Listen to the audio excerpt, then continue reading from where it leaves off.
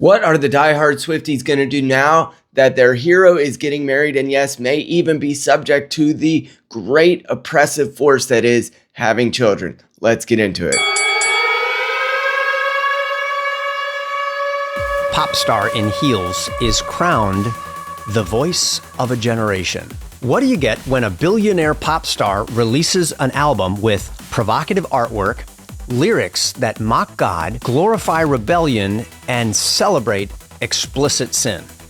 You get the most powerful sermon that America's youth will hear this year. My name is Casey. I'm the Rumble Ride Dad, and I started this channel to try to bring truth, sanity, and a perspective of a Christian conservative counselor to the world because I saw the world falling apart for my children. If you would, please like, share, and support the channel. Subscribe if you would. I'd love to earn it. Let's look at Taylor Swift and what she did to a generation of young ladies. And lonely at the same time. We were happy, confused, and lonely at the same time. She was 22. I was 20. Okay, so we were in the same life stage. She was talking about this, silly, superficial stuff. She was talking about teenage romance. She was not talking about opening up her thighs to someone who is not a husband. Okay, and that is literally what she is singing about. There is zero reason for you to allow your daughter to be listening to or going to the concert of Taylor Swift. Now, apparently Taylor Swift has a new album out. It's at least her 17th this year, and it describes, if nothing else, Travis Kelce's Wood and how she would like to do things to it. So if you ever thought that this person was a good role model for your daughters to listen to, she has proven otherwise over and over and over again, but she might be mildly better than Doja Cat or some of the other ones that are out there. On a silver platter to the masses. And before I go any further, and before you argue with me, you cannot convince me that the master lyricist of our generation, akin to Shakespeare, the Easter egg master of our generation, is not aware of what her entire optics and lyrics and album and everything is giving at this very moment. They got engaged as a package deal with the album rollout. Yes, they did. The album was announced, and 2 days later, it was announced that they were engaged. We talk about how manufactured that is. We could talk about how inauthentic it is. We could also talk about how it is yet another step towards the conservative pipeline. Let's take a moment for these lyrics. They want a fat ass and a baby face. They want freedom. They want 3 dogs they call their kids. But I just want you. Have a couple kids, have the whole block looking like you.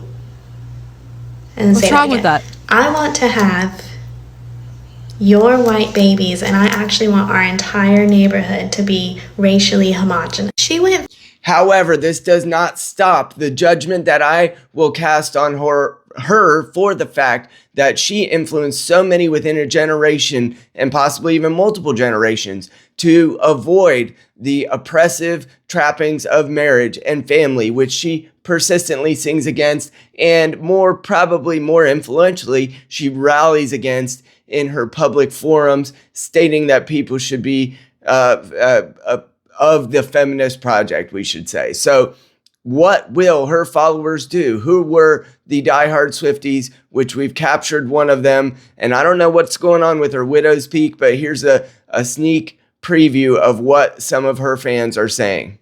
She sings over an uninspired bed of chugging guitars and plodding percussions. I like 'em cloaked in Gucci and in scandal. It's a stretch, says Dazed magazine, to suggest that the world's biggest pop star and her coterie of celebrity pals are pariahs. But it's a sentiment that's practically offensive when you consider how Swift is now regularly spotted with people supportive of Donald Trump. The sad part is that there are certainly women out there. Let's say Taylor Swift has 30 million fans, which I think her last tour, raised over $1 billion for her personally. And so it's reasonable to think that she has way more than 30 million fans. But let's just say 1 in every 3 of her 30 million fans actually takes what she says in her online postings, her support of Kamala Harris, along with the feminist, anti-marriage, sort of anti-family worldview that she's taken on. Let's say that's just 10 million young ladies who between the ages of 38, which I think Taylor's somewhere around there, and 28, or 38 and 20, if she has younger fans still, I'm not really sure. But let's just say 10 million of them actually decided that their family, whether they decided to have a family or not, was based on Taylor Swift and how Taylor Swift operated in the public view. Now, that is really sad, for one thing. I think it's one of the greatest meaning and purpose generating activities that I've ever done as a man who was an international missionary, a counselor, somebody who's been in recovery for multiple, nearly 2 decades.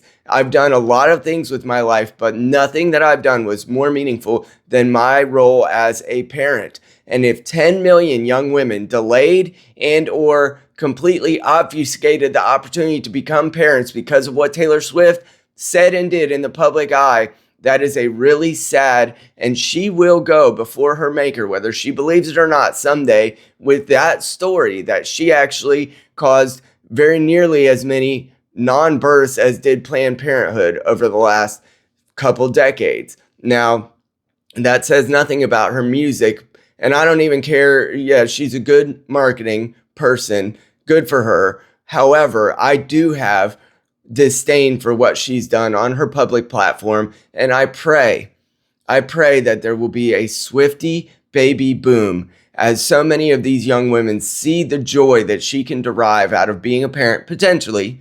She is a little late to start, but if she begins having children, that they will know the joy that can come along with it. And not only that, but the growth that comes along with some of the hard things that we have to do as parents. That has all been denied to at least one generation of young girls and now young and middle-aged women. And for her, Taylor Swift, if she has anything to do with even one of those young ladies choosing not to have a child, as celebrities often do, influence young people, shame on her for that, because having children is better than all the money she could give me. But if she's making donations, by the way, I am one of these MAGA people she's supposedly aligned with now, so I'll take $10 if she's got it.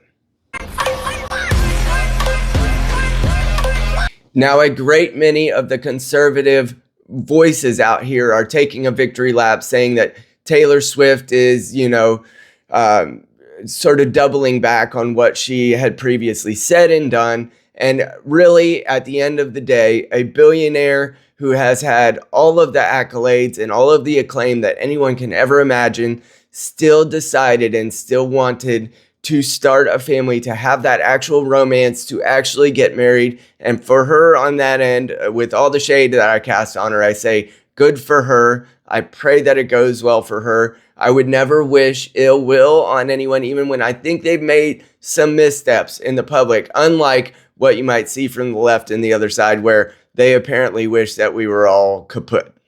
Implication about what was going on behind closed doors, that kind of Twilight stuff, I should not have been reading as a 16, 17-year-old alone in my room, because it creates in you a desire that cannot be fulfilled in a holy way.